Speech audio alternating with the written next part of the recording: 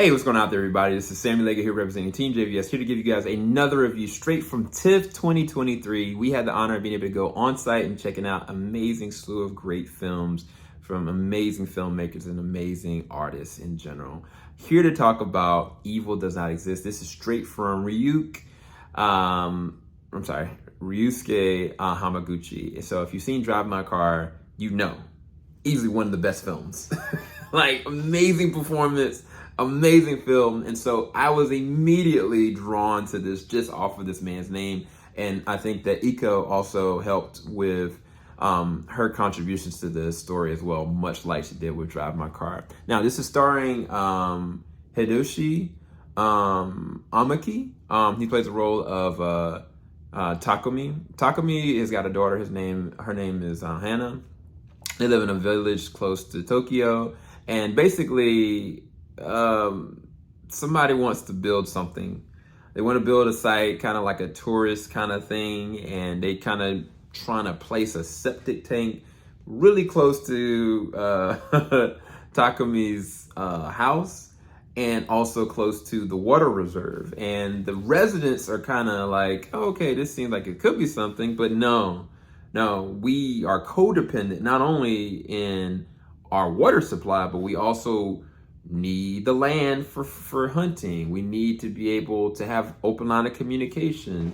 Like, we need to have this company that's coming that says that you basically, they bring two representatives there to kind of like sway the people to go and do this. And Hitoshi is his character. Takumi is, in my opinion, maybe an actual genius. Like, at some point, I kind of was wondering, I was like, is Takumi actually real? Because he was so knowledgeable and so understanding of the world around him. Now, I'm going to preface it like this. I'm going to talk about the things I really, truly liked about this.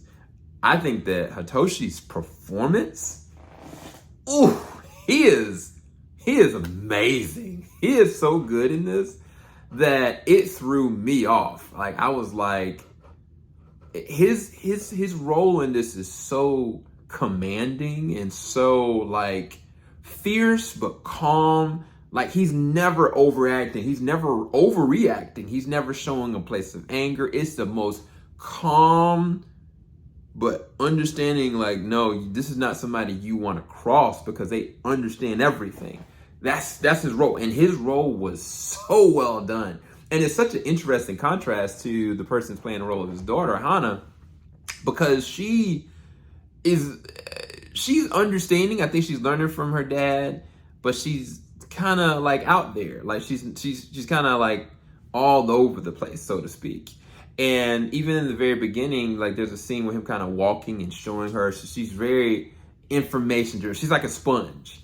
And the majority of the film, like, you don't really get a placing of kind of her, but you understand his devotion to her as much as the town. And it's very fascinating with that. The other thing that I really loved is the two people that are there trying to sway the town, because it's a man and a woman, and they basically both of them, I think it's played by Rio and I think it's Ayaka.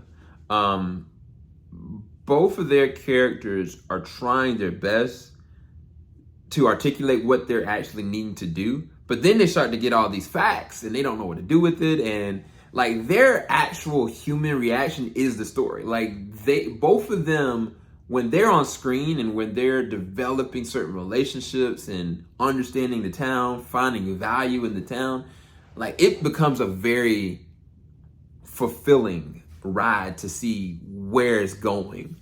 Now, this is where it gets interesting. So as the story goes on, I started to realize, I was like, oh, okay, this is getting really, really close to the end, because it's only an hour and 46 minutes. Whereas, like, Drive My Car it's a little bit of a road to it. Like, it actually, I think it's like close to 2 hours and 59 minutes. And I think that this should have been exactly the same.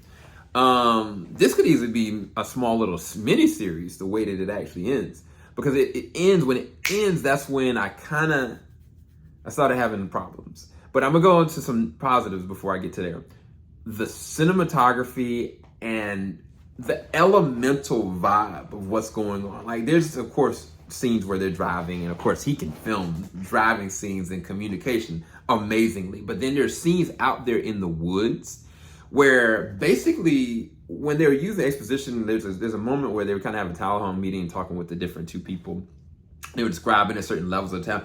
At a certain point, we get to see everything in the town, whether it's the beginning of the movie or it's towards the middle or towards the end. Like, you get to see the whole entire town in the woods and the nature and kind of like the value that you can actually, he excellently films that, right? Now, this is a positive and a negative. The very beginning of this movie, I kid you not, there's no dialogue for about 10 minutes. 10 minutes where we're just seeing characters just walking.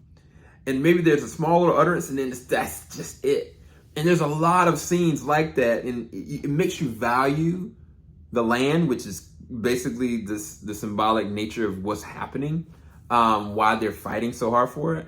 But then the devil's in the details, because there's also, when the title says evil does not exist, there's absolutely evil in this. Like, and there's some malicious things that happen towards the back half of this that I don't, not only do I not think it's warranted, it just comes out of left field. And it comes out of left field in such a way that it feels artistically poetic, but from a viewer standpoint, it's not self-serving. That's why I said that if there was more time on the clock, more progression to see kind of where things go from even the end of this film, I think I would have liked the film a lot better. But because of the way it ended, because of the way it progressed, I feel unfulfilled. I feel like the characters were just starting to truly go somewhere, and it just stops. And as good as the shots are, as good as some of those amazing artistic flowing moments are, those can put you to sleep. That's very slow paced. And then when you start to get the meat and potatoes, and then the meat and potatoes gets cut in half, and then it goes back to that same exact thing, it's kind of like, I don't know what I'm watching this for.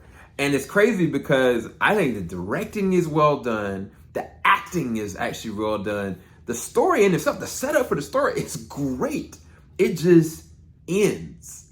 And because it ends on top of having slow bits of moments without any dialogue or progression, without any kind of evolution of the characters, and then you have this malicious thing that happens on the back half. Again, with all that being said, I do think there's something there. It's definitely worth watching. It just wasn't for me. I'd rest this at a C if I'd have to give it a letter grade. I don't know if I would actually watch it again, but I do recognize the beauty and the certain things in this that I felt was fascinating and really well done. But I'll talk to you guys later. Make sure you like, subscribe, hit that bell button. Thank you guys so much for watching. Peace, people.